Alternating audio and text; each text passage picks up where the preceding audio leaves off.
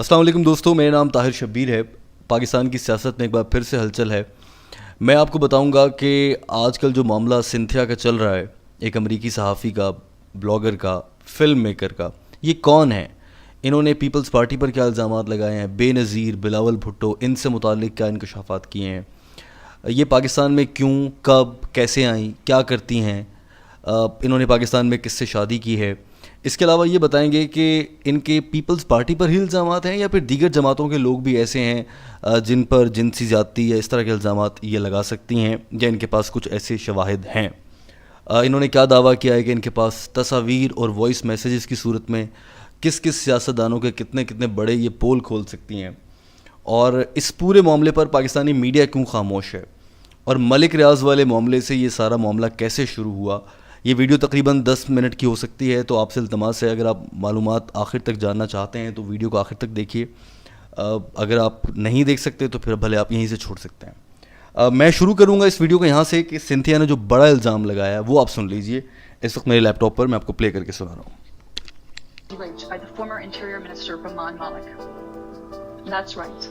I'll say it again. I was raped by the then Interior Minister Rahman Malik.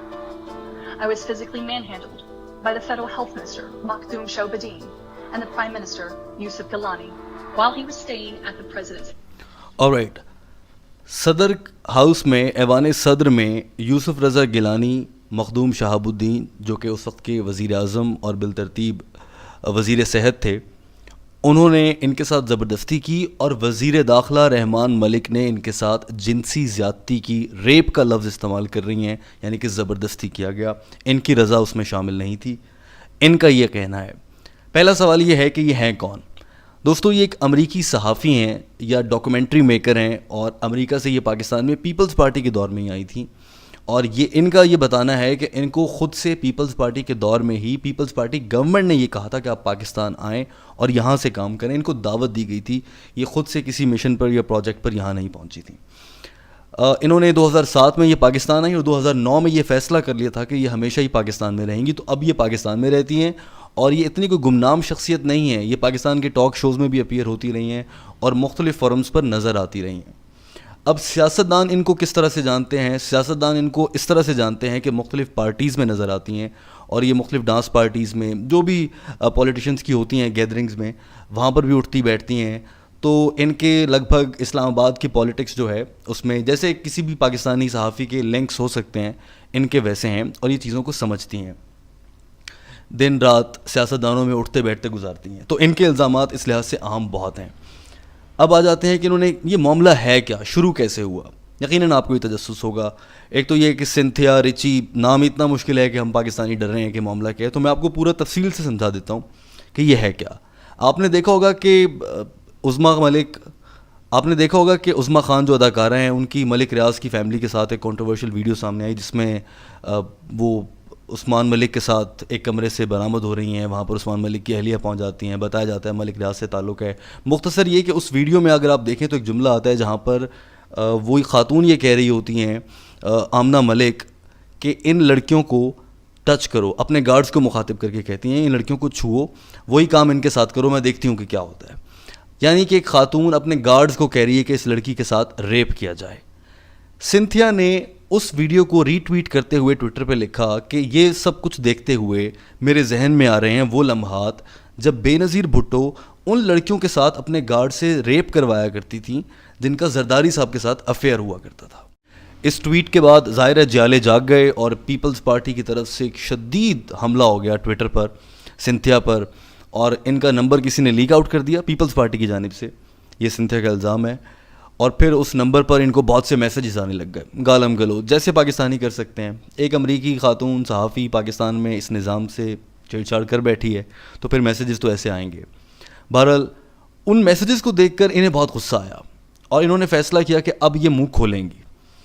ایک خاتون امریکی صحافی جس نے اسلام آباد میں دن رات گزارے ہیں، جب وہ منہ کھولے گی تو پھر بہت کچھ بتا سکتی ہے۔ جہاں کرپشن کے کیسز ہیں وہاں ذاتی زندگی بھی ہے۔ اب ذاتی زندگی یہ ایک الگ ڈیبیٹ ہے کہ ذاتی زندگی کو کھولنا چاہیے یا نہیں، اور اس پر پاکستانی میڈیا کا کیا رد عمل ہوگا یا ہمارے سیاستدان اس پر کیا ریئیکٹ کریں گے، یہ میں بتاتا ہوں آپ کو۔ اس خاتون نے جب یہ سب کچھ بتانا شروع کیا تو پیپلز پارٹی کی جانب سے سخت رد عمل, اور اس پر پھر مرتضی وہاب صاحب بیچ میں کود پڑے, شازیہ مری بیچ میں کود پڑیں. جب شازیہ مری نے ٹویٹر پر انہیں کچھ کہا تو جواب میں لکھا کہ تمہاری مراد علی شاہ سے خفیہ شادی ہوئی ہے, وزیر اعلیٰ سندھ سے. وہ خاموش ہو گئیں ڈر کے مارے. مرتضی وہاب صاحب کودے تو مرتضی وہاب صاحب کو یہ بولا کہ یہ لو تمہاری پارٹی کی پکچرز, تم یہ لڑکیوں کے ساتھ ڈانس کر رہے ہو. میں آپ کو یہ تصویریں دکھا بھی سکتا ہوں جو انہوں نے شیئر کی ہیں. پھر اس طرح سے جنگ بڑھتی گئی. ایک وقت آیا کہ سنتھیا نے یہ ٹویٹ کیا کہ میں اب یہ پورا معاملہ کھول کے سامنے رکھوں گی, اور انہوں نے ایک ویڈیو پیغام جاری کیا ہے جس میں وہ یہ بتا رہی ہیں کہ رحمان ملک صاحب نے ان کے ساتھ ریپ کیا, اور مخدوم شہاب الدین, یوسف رضا گیلانی جو ملک کا وزیر اعظم ہے وہ بھی یہاں پر موجود تھا. اس خاتون نے یہ بھی انکشاف کیا ہے کہ بلاول بھٹو جو ہیں ان کے کوئی بوائے فرینڈ ہیں جو کہ بلاول ہاؤس کراچی میں رہتے ہیں. بلاول انہیں اپنے ساتھ لے کر آئے ہوئے ہیں, اسی لیے وہ شادی بھی نہیں کر رہے. اس طرح کے الزامات بھی لگائے ہیں. اور صرف یہ الزامات پیپلز پارٹی تک محدود نہیں ہیں. اس خاتون کا دعویٰ یہ ہے کہ ان کے پاس نون لیگ, JUIF جو کہ مذہبی جماعت ہے, تحریک انصاف جو کہ موجودہ حکومتی جماعت ہے جس کے ایسے قصے بہت زیادہ ہیں, ان کے بھی ایسے سیاستدان ہیں جن کو وہ جانتی ہیں, جنہوں نے ان کے ساتھ کچھ ایسی نازیبا حرکات کرنے کی کوشش کی ہیں. تو یہ خاتون جو ہے بہت خطرناک ثابت ہو سکتی ہیں آنے والے دنوں میں, کیونکہ ان کے پاس ایک پنڈورا باکس ہے جو کھل گیا تو پھر بات بہت دور تلک جا سکتی ہے. اب ہم آ جاتے ہیں ذرا سا اس بات پر کہ پاکستان میں ان الزامات کے بعد اب کیا ہو سکتا ہے, اور سب سے اہم پوائنٹ یہ کہ سنتھیا اہم کیوں ہے. ایک تو یہ کہ یہ صحافی ہیں یا فلم میکر ہیں, تو ان کے اپروچ, اٹھنا بیٹھنا سیاستدانوں میں رہا ہے, تو یہ جانتی ہیں اندر سے سب کو. دوسری عام چیز یہ ہے کہ یہ امریکہ سے تعلق رکھتی ہیں. یس, آپ کو لگے گا بھائی امریکہ سے تعلق ہے تو کیا ہو گیا. یہ بات بہت اہم ہے دوستو, کیونکہ پاکستان میں امریکہ سے آیا صحافی ہو, کوئی سیاستدان ہو, کوئی کچھ اور ہو, اپنے دور کے حساب سے بہت مضبوط ہوتا ہے, اور ان کے پاس وہ چیزیں ہوتی ہیں جو پاکستان کے ہمارے لوکل جرنلسٹ یا اینکرز جو بڑے بڑے ہیں ان کے ہاتھ بھی نہیں لگ پاتے, کیونکہ ان کے کانٹیکٹس بہت ہوتے ہیں, اپروچ اچھی ہوتی ہے. امریکن ایمبیسی سے ایک کال کروا کر یہ کسی بھی ادارے میں جا گھستے ہیں, وہاں کی کوئی بھی اہم فائل نکلوا لیتے ہیں, اور پھر ان کو انفارمیشن مل جاتی ہے. اور ہمارے تو ویسے بھی ایک کلچر ہے کہ گورے کو دیکھ کے ہم ویسے ہی فلیٹ, تو کوئی بھی کام ہو سکتا ہے. سو ان کے پاس ایک پنڈورا باکس ہے جو کھل گیا تو یقیناً بہت بھونچال آ سکتا ہے. پاکستانی میڈیا یا ہمارے سیاستدان اس پر کیا رد عمل دیں گے؟ پیپلز پارٹی کے اس پر اب تک کوئی واضح رد عمل نہیں آیا ہے, آفیشیلی نہیں آیا ہے, اور پاکستانی میڈیا نے اس معاملے کو رپورٹ بھی نہیں کیا. یہ صرف اور صرف سوشل میڈیا پر چل رہا ہے.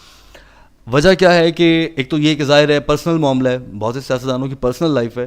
اگر کسی نے کچھ ایسا کیا بھی ہے, گو کہ ہراسمنٹ جو ہے وہ پرسنل معاملہ نہیں ہے, ریپ اٹیمپٹ پرسنل معاملہ نہیں ہے, یہ ایک کرائم ہے, جرم ہے جو کہ رپورٹ ہونا چاہیے. تو ایسے میں پاکستانی میڈیا فی الحال اس پر ہاتھ نہیں ڈال رہا اور وہ خاموش ہے. بہت سی وجوہات ہو سکتی ہیں. میڈیا پر سیاستدانوں کے انفلوئنس بھی ہے, یا جن کی جانب سے سنتھیا کو کہا گیا ہے کہ وہ بولیں, یا سنتھیا خود سے بول رہی ہیں, یہ بھی ایک الگ معاملہ ہے.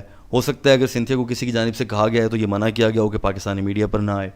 ہمارے سیاستدان اس معاملے پر زیادہ ڈیپ نہیں جائیں گے, کیونکہ سب کو معلوم ہے کہ اگر ہم بولیں گے, اگر نون لیگ اس پر بولے گی کہ پیپلز پارٹی کے لوگ ایسے ہیں, یا PTI بولے گی کہ آپ سرکاری خرچ سے یہ کچھ کرتے رہے ہیں, تو اس پر یقیناً کل کو ان کے بھی پول کھل سکتے ہیں.